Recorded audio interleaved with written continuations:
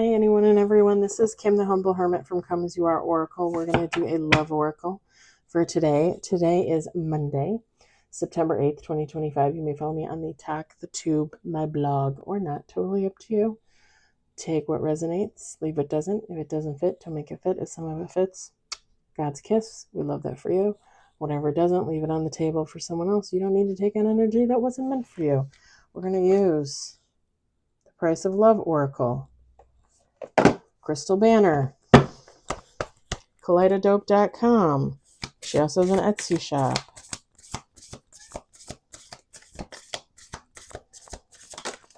I came home and found barf all over my bedroom floor, probably on my bed. I don't know. I gotta go see. I close the door because I don't want the cats in there. They're disgusting. And I might start closing my bedroom door from now on. I'm just a little irritated. I'm not gonna lie. I did post the video for the free giveaway. So again, TheHumbleHermitllc at gmail.com.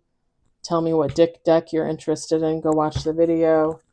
If you're interested in all the decks, I'll put your name in for all the decks. And Saturday, I will draw the winners. The decks will come from Amazon. You will need to give an address. It can be your home address, a friend's address, a work address. It doesn't matter. And that is where the deck will go. If you give me the wrong address, then you're not going to get your deck. And I'm not going to give you another deck. And I'm not going to send you money. I'm just letting you guys know. That's right. I'm shrewd like that. We got one card on the table. I remember the first giveaway I did, I had 2 winners. And I reached out to them and never emailed me, never sent in their address, nothing. I was like, okay, so you don't want a free deck? Like, I don't know why you entered if you didn't want it. I don't know. I don't know. Okay, we're going to need more than one card.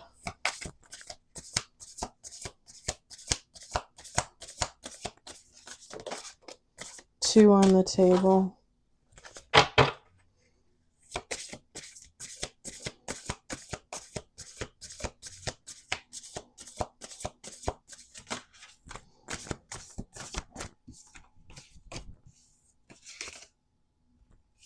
Five on the table.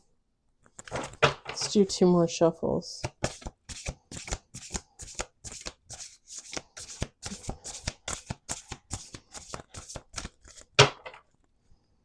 One more shuffle.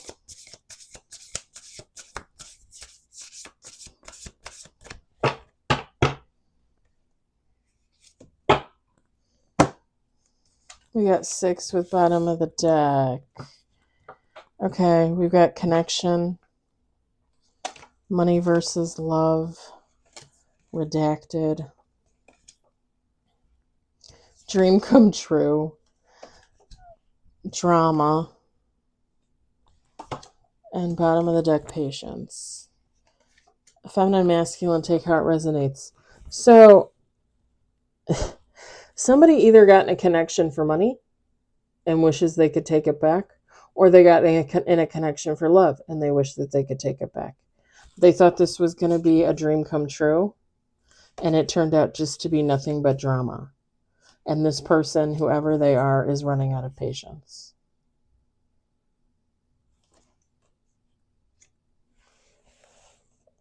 I would think they chose money over love, thinking like, ooh, like the money will be there, love will come eventually, and then realizing that's probably not the case.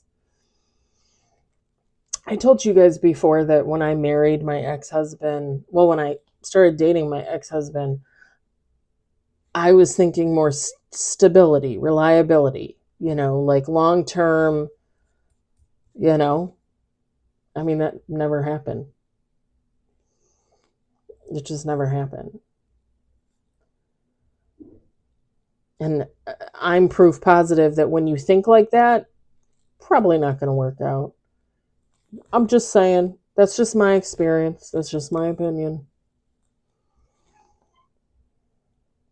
And don't get me wrong, it's not that I didn't love my ex-husband, I did, but in the back of my mind, I thought long term, he's stable, he's reliable. He has a paycheck every 2 weeks, he makes good money.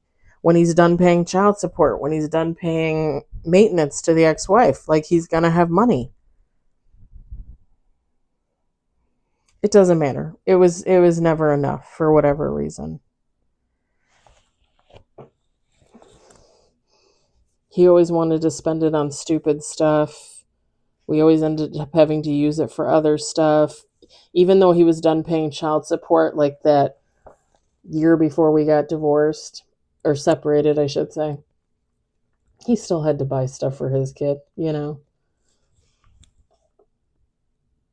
Not like before when he was underage, but still, he's 18. He's still going to buy stuff for his kid. And he still does to this day. It's not like my parents never helped me out. But yeah, there was always a reason why there was no money, not enough money.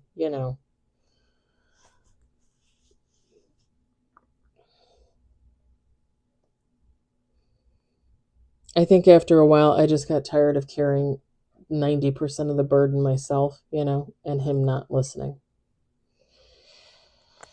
But yeah, to me, this is more like somebody choosing money, thinking love is going to come later, and then realizing, like, I wish I could take that back.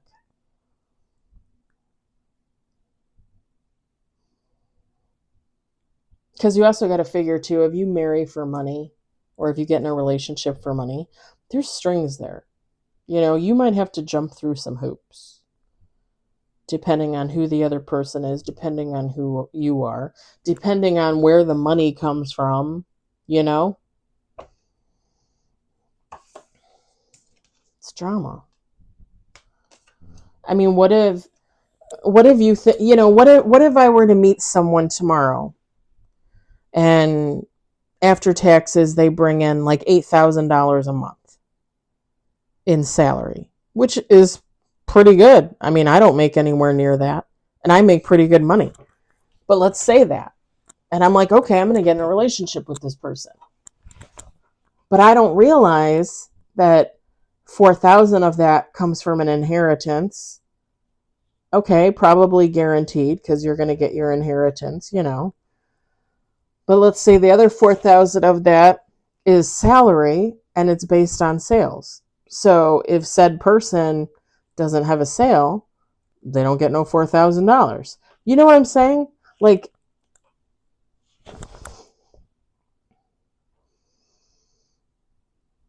if it's not stable, if it's not reliable, that source of income, then you're probably going to have drama. You're probably going to be out of patience. You're probably going to be like, what the like what the hell is going on?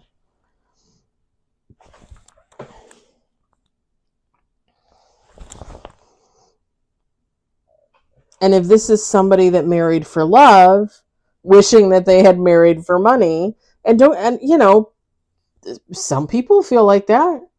They marry, their soulmate, their divine counterpart, but they don't make any money. Like, yeah, we have that connection, but they don't make any money. Like, they're poor as a church mouse. I'm poor as a church mouse. Like, how are we going to make this work?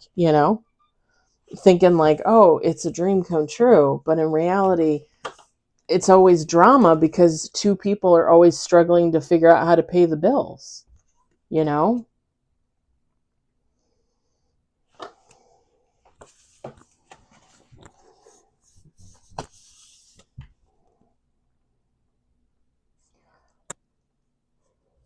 Pardon me.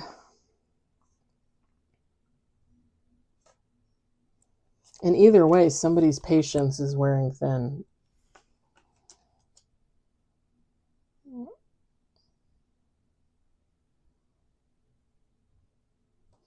And someone, because I just got sorry, my nails. Whenever my nails fall off, my real nails just are all messed up. It's unbelievable. Someone is just basically thinking that they should have just stayed solo. that it's not even worth it to get in the connection. I mean, I guess that depends on how bad it is, you know? I guess that depends on what you thought you were getting into and what you really got into. Because every situation's going to be a little bit different.